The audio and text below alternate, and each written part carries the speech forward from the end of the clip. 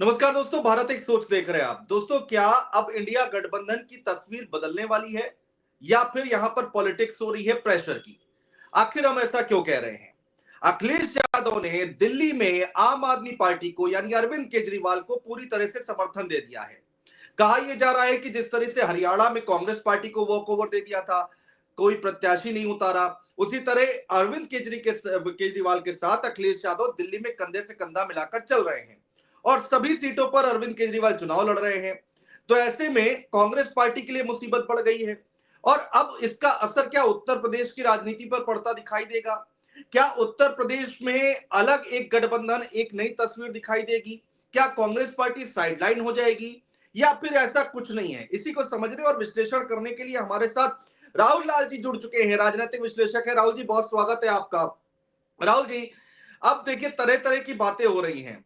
आप national media उठा लीजिए, वेबसाइट उठा लीजिए, चारों तरफ यही कहा जा रहा है कि भाई कांग्रेस पार्टी के लिए अब दिक्कतें पैदा होती दिखाई दे रही हैं। इंडिया गठबंधन के नेतृत्व को लेकर सवाल उठाए जा रहे थे। लालू प्रसाद यादव हो, ममता बनर्जी हो या फिर अखिलेश यादव हो, खुले तौर पर उन्होंने किस तरह से बातें की हम सबको पता है। तो अब क्या स्वरूप आपको दिखाई दे रहा है?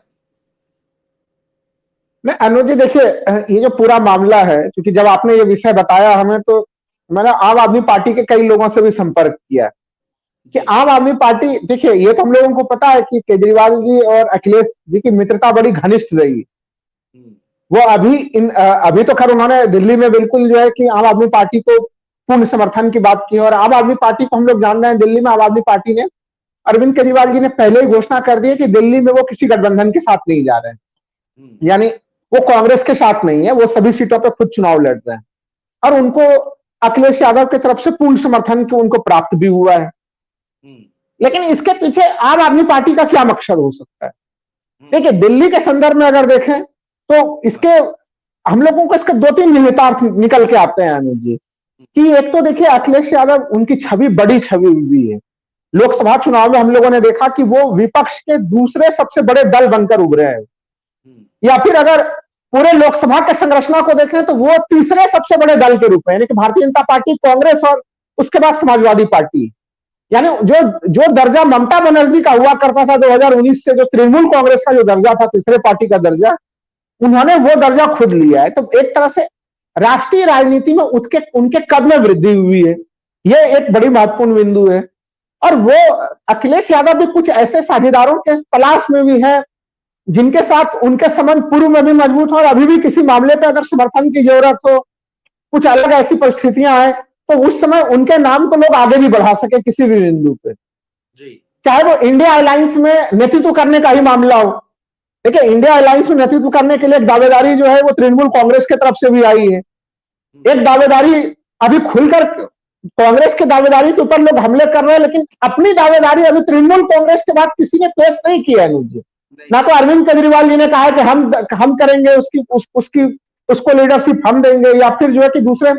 लेकिन रियल में वो दावेदारी की जगह किसके लिए बन रही है? वो दावेदारी की जगह समाजवादी पार्टी के लिए बन रही है, क्योंकि वो कांग्रेस के बाद दूसरी सबसे बड़ी पार्टी है विपक्ष में और इंडिया अलायंस में। तो एक तो ये सूत्र जुड़ रहे हैं। लेकिन आम आदमी पार्टी को देखिए, दिल्ली में अगर दिल्ली और हम लोग जान रहे हैं उत्तर प्रदेश की सीमाएं मिली हुई हैं, एक तरह से एनसीआर में हम लोग देखें तो गाजियाबाद, नोएडा, ये सब उत्तर प्रदेश वाले हिस्से हैं जो दिल्ली को प्रभावित भी करते हैं। हाँ। लेकिन फिर भी लोगों का यह मानना है कि अखिलेश के समर्थन से आम आदमी पार्टी को भले ही दिल्ली में लाभ ना हो, लेकिन अगर आम आदमी पार्टी को उत्तर प्रदेश में विस्तार करना है, क्योंकि आम आदमी पार्टी ने काफी गंभीर कोशिशें की है। संजय सिंह को आपने देखा होगा, काफी आक्रामक होकर अयोध्या राम मंदिर के जमीन घोटाला का मामला हो, उनको काफी उन्होंने आक्रामक तरीके से उठाया था और वो उत्तर प्रदेश के मामले को लेकर काफी ज्यादा सक्रिय भी रहते हैं। लेकिन आम आदमी पार्टी को उत्तर प्रदेश में कोई अभी अपेक्षित सफलता नहीं मिली।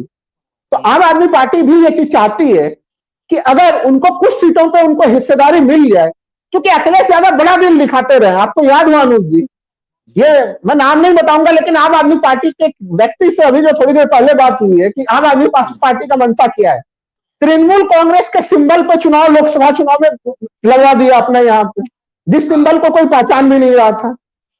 तो अखिलेश यादव अगर इतना बड़ा दिल दिखाते हैं कि टीएमसी को जगह दे देते हैं अपने यहाँ पे लोकसभा चुनाव में, वो भी टीएमसी अपने सिंबल से लड़े, तो आम आदमी पार्टी को लगता है कि उनका झाड़ू का चुनाव चिन्ह तो बहुत लोग जान ही रहे हैं, तो उनको वो संघर्ष भी नहीं करना है।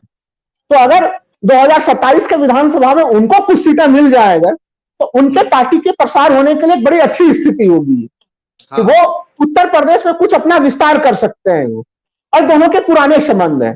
तो एक तो ये चीज, और इंडिया अलायंस में कहीं कहीं अगर बढ़त लेना हो वहां पे कौन जो देखिए हम लोग ये जानते हैं अनुज जी कि अगर हम लोग देखें एनडीए अलायंस में, एनडीए अलायंस में कोई बहुत मजबूत क्षेत्रीय घटक दल उस रूप में नहीं।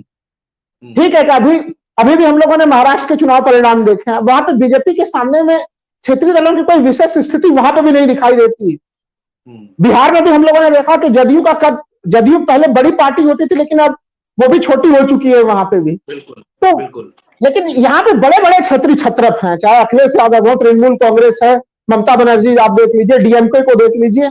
इन क्षेत्रीय छत्रपों के बीच में अगर आप अपनी स्वीकार्यता बढ़ाते हैं तो राष्ट्रीय राजनीति में आप और काफी आगे जा सकते हैं। और ये बात मैंने देखिए लोकसभा चुनाव परिणाम के बाद भी कहा था हमने। तो ये कुछ गणित की स्थिति है आम आदमी पार्टी और समाजवादी पार्टी को लेकर। लेकिन जो सबसे बड़ा सवाल बनता है अनुज जी, जो इसमें नेशनल मीडिया में भी हर तरफ छाया हुआ है, पोर्टल से लेकर हर तरफ की, क्या कांग्रेस से फिर क्या स्थितियां होंगी? क्योंकि जब अरविंद केजरीवाल ये कहते हैं कि दिल्ली विधानसभा में हमारा कांग्रेस से कोई लेना देना नहीं है, कांग्रेस से हम बिल्कुल अलग हैं, और वहां पे कांग्रेस, उस जगह पे कांग्रेस के लिए स्पेस नहीं है, कांग्रेस अलग से चुनाव लड़ेगी वहां पे। बिल्कुल। और अखिलेश जी ने सीधे सीधे आम आदमी पार्टी को समर्थन की घोषणा कर दी। तो क्या कांग्रेस और समाजवादी पार्टी के बीच में दूरी बढ़ रही है? जो हाल फिलहाल में हम लोग तमाम बयान भी देख रहे हैं, संभल के प्रकरण का हो, संसद के भीतर सीटों के, लोकसभा के भीतर सीटों के अरेंजमेंट को लेके हो, ये सवाल तमाम खड़े हो रहे हैं। तो अभी अब मुख्य चीज ये है कि आखिर कांग्रेस और समाजवादी पार्टी का भविष्य आगे किस रूप में होगा अनुज जी? ये अब एक बड़ा सा सवाल यहां से उठता है इस पॉइंट पर, अगर टर्निंग पॉइंट पे मैं आ रहा था राहुल जी कि भाई 27 अगर अभी से एक दूसरे को आंख दिखाना शुरू कर चुके हैं, या फिर देखिए अब दिल्ली में आपने कांग्रेस को समर्थन नहीं किया है, अखिलेश यादव ने कांग्रेस को समर्थन नहीं किया है, तो दूरियां बढ़, उनके बयानों में रामगोपाल यादव का बयान देखा है, डिंपल यादव का बयान देखा है। डिंपल यादव तो यहां तक कह दी कि भाई हम अडानी के मुद्दे पे साथ है नहीं, संसद चलनी चाहिए, हम उस प्रदर्शन में शामिल नहीं हो रहे हैं। तो अभी से यह हाल है, तो 2027 में ये गठबंधन या इंडिया गठबंधन जैसी कोई संगठन गठन रहेगा उत्तर प्रदेश में या फिर नहीं, या फिर अभी जल्दबाजी है राहुल जी? देखिए अभी इसके ऊपर कुछ सीधे कह देना कि जो तमाम कयास लगा रहे हैं, और विशेषकर मैं देख रहा हूं कि गोदी मीडिया में अगर आप देखें तो बस 2 डिबेट में कर चुका हूं, इसलिए कह रहा हूं कि वहां पे एंकर और तमाम जो पीछे का है वो चीजें निकल चुकी हैं कि वो गठबंधन टूट चुका है। तो हमें लग रहा है कि ये निष्कर्ष जो अभी लोग निकाल रहे हैं वो भी बड़ी जल्दबाजी की स्थिति है। गठबंधन बनते क्यों है? गठबंधन बनते इसलिए है कि वो कहीं कहीं दोनों को लाभ होने की स्थिति है। देखिए अगर ऐसी स्थिति समाजवादी पार्टी को लगे कि कांग्रेस के आने से नुकसान होगा, तब तो फिर वो गठबंधन किसी भी हालत में नहीं होगा। लेकिन जो अभी का जो पॉलिटिकल सिनेरियो उत्तर प्रदेश का है, क्या ये इस तथ्य की पुष्टि करते हैं कि जब ये आरोप लग जाए कि कांग्रेस के जाने से समाजवादी पार्टी को नुकसान हो जाए? वो 2017 के उदाहरण को रख रहे हैं, बीजेपी के लोग भी रख रहे हैं कि 2017 के उदाहरण को रख रहे हैं कि 17 में समाजवादी पार्टी और कांग्रेस लड़ी और बड़ा नुकसान हो गया। तो आप अगर 17 के उदाहरण को रखते हैं तो फिर आप 24 के उदाहरण को क्यों नहीं रखते? हाँ, हमें सही बात है। अगर एक उदाहरण 17 है तो एक 24 भी है। उसमें बीजेपी प्रवक्ता का तर्क यह था कि भाई लोकसभा चुनाव का लोकसभा से तुलना करना चाहिए राहुल जी, और विधानसभा का चुनाव विधानसभा से करना चाहिए, ये एक तर्क वो दे रहे थे। लेकिन हमें लग रहा है कि देखिए इसको 2-3 मुद्दों पर देखना पड़ेगा। उत्तर प्रदेश में अल्पसंख्यक वोटरों का रुझान किस रूप में है? अभी अनुज जी आपने देखा होगा कि अगर उपचुनाव के दरमियान में भी हम लोगों ने देखा कि चंद्रशेखर जो है कि काफी सुपर एक्टिव रहे, और चंद्रशेखर ने जो है कि आजम खान के परिवार वालों से उपचुनाव से पहले भी बात की, और उपचुनाव हो जाने के बाद भी वो सीतापुर में जाके वो आजम खान से भेंट करते हुए दिखाई दिए। फिर उसके बाद आपने देखा कि आजम खान का एक लेटर बम भी जारी होता है। बिल्कुल, वो उनका एक लेटर बम जिसमें वो इंडिया अलायंस सहित सबके ऊपर हमला करते हुए दिखाई दे रहे हैं आजम खान। तो उत्तर प्रदेश के राजनीति में मुस्लिम वोटर्स किसके साथ और उसके कितने दावेदार? देखिए मुस्लिम वोटरों के दावेदार में भारतीय जनता पार्टी नहीं है, ये हम लोग जान रहे हैं। हाँ। लेकिन मुस्लिम वोटरों के दावेदारी में चंद्रशेखर है, मुस्लिम वोटर के दावेदारी में कांग्रेस है, मुस्लिम वोटर के दावेदारी में समाजवादी पार्टी है, ये तमाम लोग हैं इस जगह पे। अगर पीडीए का नारा है तो उसमें दलित वोटर भी एक बड़ा महत्वपूर्ण बिंदु है अनुज जी। बिल्कुल। तो एक देखिए, एक चीज अगर हम लोग देखें कि लोकसभा चुनाव के तगड़े परिणाम होते हैं जो कि इंडिया अलायंस के साथ जाते हैं, लेकिन उत्तर प्रदेश के उपचुनाव के परिणाम जो है वो फिर एक भारतीय जनता पार्टी को फिर से संजीवनी देते हैं। देखिए, उपचुनाव पे बहुत सारे सवाल खड़े हुए हैं, प्रश्न खड़े हुए हैं, वो हम लोगों ने कैमरे पे वो दृश्य भी देखे हैं कि मतदाताओं को नहीं जाने दिया गया, लेकिन फिर भी ओवरऑल अगर हम लोग परिणाम पे आते हैं तो परिणाम से एक निष्कर्ष तो अनुज जी ये भी निकलता है कि वहां पे कहीं न कहीं भाजपा को बहुत ज्यादा अंडर एस्टिमेट भी नहीं कर सकते अनुज जी। भाजपा एक बड़ी पार्टी है और उसको अगर समाजवादी पार्टी या फिर कोई भी उत्तर प्रदेश की जो दूसरी पार्टियां हैं कि बिना किसी गठबंधन के, बिना बिल्कुल एक स्ट्रेटेजिक वे में जाके क्या भारतीय जनता पार्टी को हराया जा सकता है? देखिए, योगी और मोदी के महत्व को हर किसी को स्वीकार करना पड़ेगा कि उनकी एक ताकत है, उनकी एक शख्सियत है, उनकी लोकप्रियता अगर गिरती है तो कभी भी वो उठ के खड़ी भी हो जाती है। इस दृष्टि से अगर मान के चले कि कांग्रेस अलग लड़ती और समाजवादी पार्टी अलग लड़ती और मुस्लिम वोटों के अलावा दलित वोटरों का थोड़ा सा भी जो है कि बंटवारा हो गया विपक्ष में, तो फिर बीजेपी के विजय रथ को कौन रोक सकता है? ठीक बात है, ठीक बात। ये भी एक जमीनी सच्चाई वाली स्थिति है कि आप फिर बीजेपी के विजय रथ को आप नहीं रोक सकते। हाँ। तो लेकिन उत्तर प्रदेश में एक माथापच्ची अभी चलेगी है, क्योंकि देखिए हमें लग रहा है लोकसभा चुनाव के पहले भी हम लोगों ने देखा कि काफी ज्यादा एक टेंशन की स्थिति थी और विशेषकर कमलनाथ के बयान के बाद एक टेंशन की स्थिति थी अनुज जी। उन्होंने जिस तरह से बयान दे दिया था अखिलेश, उसके बाद तमाम लोग यही कयास लगा रहे थे कि उत्तर प्रदेश में तो अब कम से कम इंडिया अलायंस में अखिलेश यादव अब शामिल नहीं होंगे। आपको याद होगा कि राहुल गांधी की वो यात्रा चल रही थी, भारत जोड़ो न्याय यात्रा, जो कि शुरू हुई थी, उत्तर प्रदेश के सीमा में प्रवेश भी कर गई थी, वो लखनऊ तक अलग अलग जगहों पर पहुंच गई थी और अखिलेश यादव उससे सख्त दूरी बनाए हुए थे। बिल्कुल। उस समय तक भी यही लग रहा था कि शायद ये गठबंधन नहीं होगा। हाँ। लेकिन ये जो गठबंधन था वो जनता के डिमांड पे ही था, दबाव था एक तरह से अल्पसंख्यक वोटरों का, दलित वोटरों का, जो भी भाजपा विरोधी रुझान रखने वाले वोटर हैं उनका दबाव था अनुज जी। तो कम से कम वो परिस्थितियां मैं अभी भी देख रहा हूं, लेकिन फिर जनता, दर्शक, ये जो दर्शक देख रहा है वो ये सवाल भी पूछ सकते हैं वो कि अगर वो जरूरत अभी भी है तो फिर ये दोनों तरफ से तलवारें क्यों खींची हुई दिखाई दे रही है? तलवार खींचने का कारण भी उसी घटनाक्रम में मैं मानता हूं समाहित की सीटों पे कितनी दावेदारी है। हाँ। सीटों पे दावेदारी का मामला अभी भी गंभीर है अनुज जी। मान के चलिए कि हम लोग राहुल गांधी की एक चीज है जो कि समाजवादी पार्टी को भी टेंशन में डालती होगी संभवतः, कि वो पैदल यात्रा पे कहीं भी निकल जाते हैं। अभी भी हम लोगों ने देखा कि वो संभल जाने की अनुमति नहीं मिली तो वो जो है कि हाथरस पहुंच गए। 2020 के घटनाक्रम वाले को उन्होंने फिर से यादें ताजा करा दी। तो उसमें देखिए महिला सुरक्षा का भी मामला फिर से उठ गया और दलितों का मामला भी फिर से उठ गया। वो उत्तर प्रदेश में मोचियों के पास भी आते जाते वो लगातार दिखाई दे रहे हैं, गिफ्ट देते हुए दिख रहे हैं वो। तो उत्तर प्रदेश में उनकी घटनाएं रुकी नहीं है उनकी।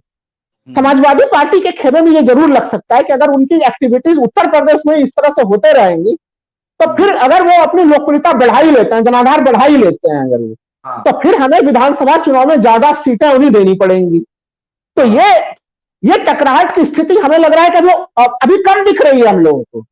आने वाले समय में इससे ज्यादा टकराहट की स्थिति भी दिखेगी।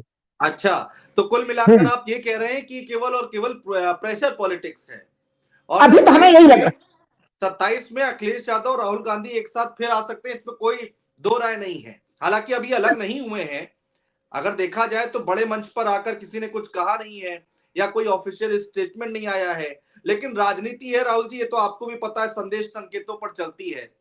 तो फिलहाल के तौर पर ये संदेश संकेत क्या कह रहे हैं और क्या ये प्रेशर पॉलिटिक्स और बढ़ेगी? प्रेशर पॉलिटिक्स बढ़ेगी और इसके 2-3 कारण भी है। हाँ। देखिए, और वो कारण देखिए समाजवादी पार्टी की एक डिमांड थी हरियाणा के चुनाव में कि जो अहिरवाल बेल्ट है वो देखिए बीजेपी का गढ़ वाला क्षेत्र है। वो चाह रहे थे कि कम से कम 2-3 सीटें प्रतीकात्मक तौर पर ही सही समाजवादी पार्टी को कांग्रेस वहां पे दे दे। लेकिन वो आम आदमी पार्टी के साथ भी गठबंधन के लिए वार्तालाप हो रही थी अनुज जी वहां पे। समाजवादी पार्टी के साथ तो खैर कोई वार्ता भी नहीं की गई और समाजवादी पार्टी ने समर्थन की घोषणा भी कर दी और आम आदमी पार्टी ने अपने कैंडिडेट्स उतारे। वहां पे आम आदमी पार्टी और कांग्रेस के बीच में गठबंधन नहीं हुई। वो एक टीस देखिए मध्य प्रदेश के बाद वहां पे एक टीस उत्पन्न हुई। महाराष्ट्र में इनको उम्मीद थी कि कम से कम कुछ सीटें वहां मिलेंगी, लेकिन वहां पे भी इनको वार्ता के टेबल पे जो महाविकास आघाड़ी में जो एक स्थान, एक स्पेस मिलना चाहिए था, लास्ट में यह हुआ कि केवल 2 सीटें इनके लिए छोड़ दी गई। बिल्कुल। तो ये कुछ ऐसी घटनाएं रही जो गठबंधन धर्म की दृष्टि से आप अगर उसको कहें तो वो बहुत उपयुक्त नहीं थी अनुज जी। इसमें मान लीजिए कि अगर 2 के बदले में वो लड़े ही, गठबंधन का कोई बहुत अच्छा परिणाम भी नहीं आया अनुज जी, तो मान लीजिए 3-4 सीटें और मिल जाती, तो कम से कम ये जो तनाव की स्थितियां हैं वो नहीं आती वहां पे।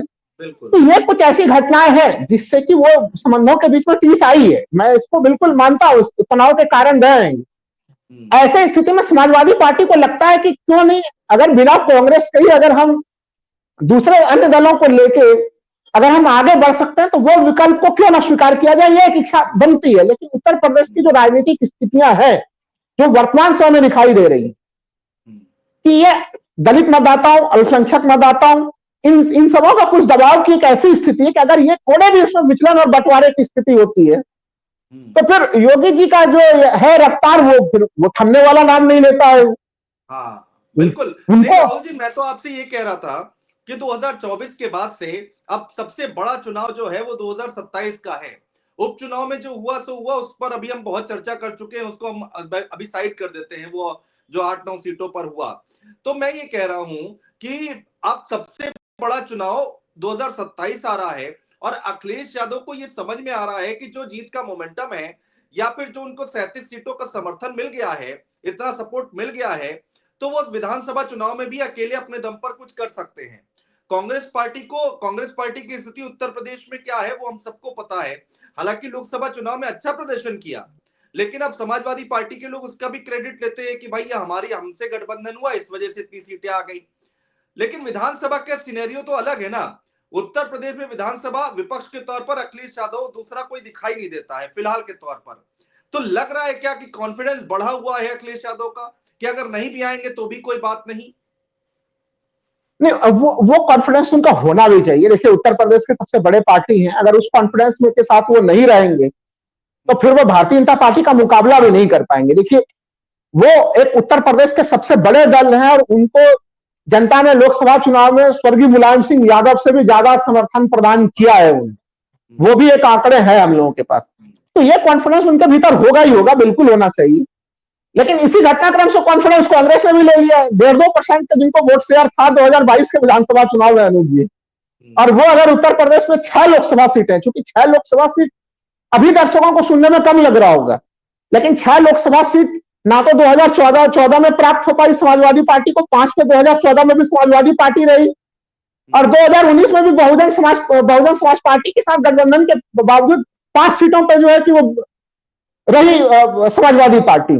तो उस दृष्टि से अगर 6 के नंबर को देखें जहां पर कि बहुजन समाज पार्टी 0 पे है, तो उनको भी बूस्टअप मिला हुआ है।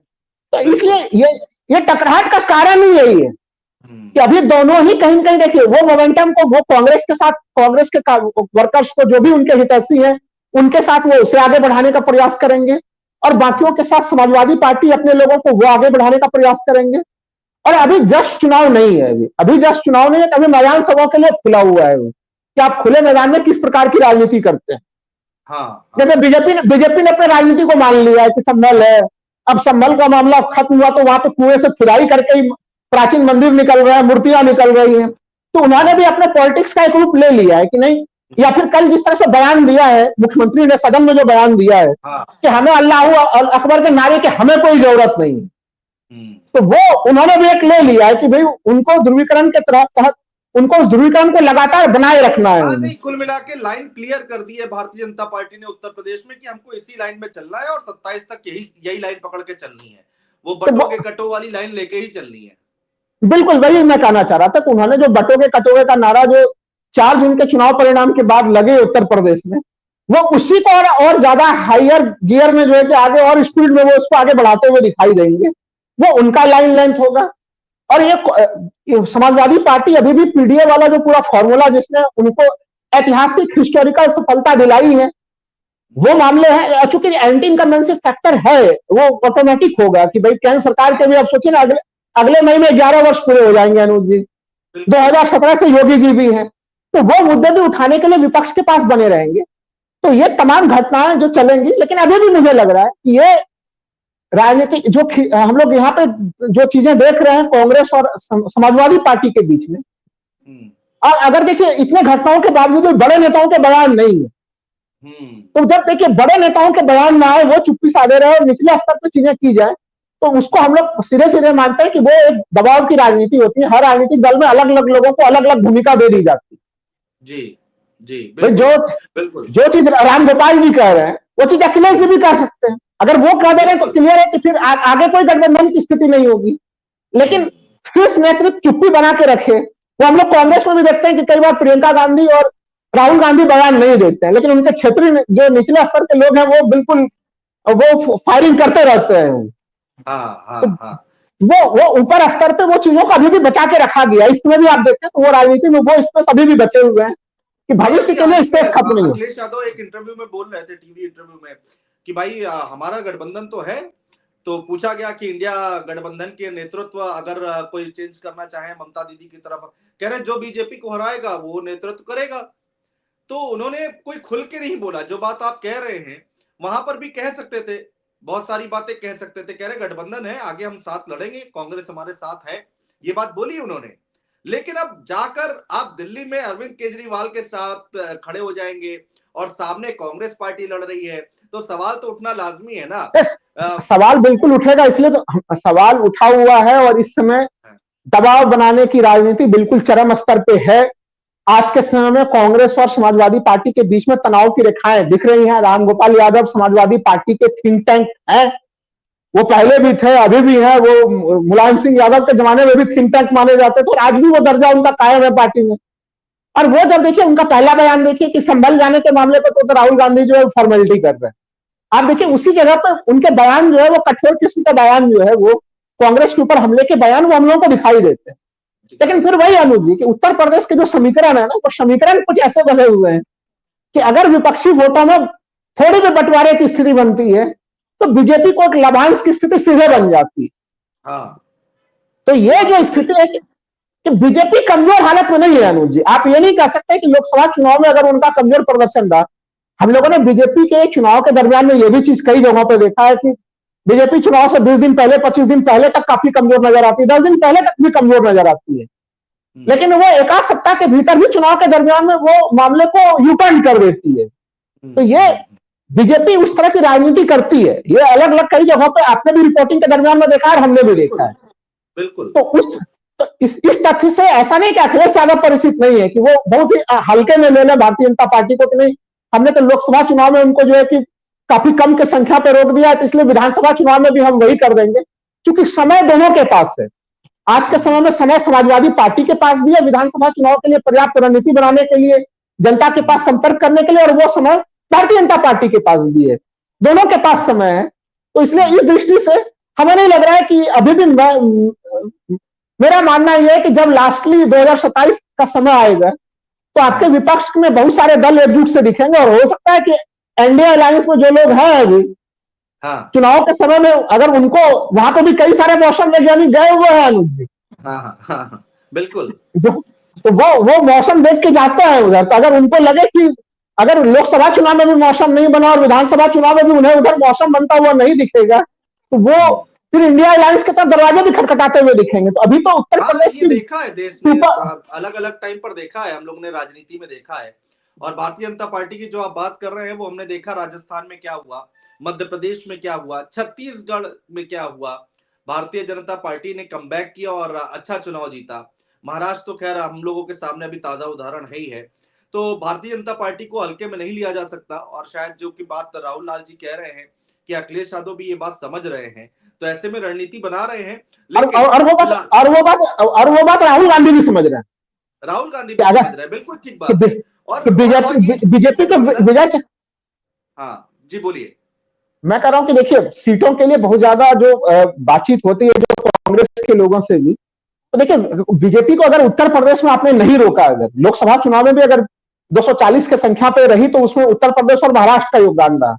विधानसभा चुनाव में भी ये पूरे विपक्ष की एक आवश्यकता होगी कि वहां पर कैसे एकीकृत रूप में चीजें हो।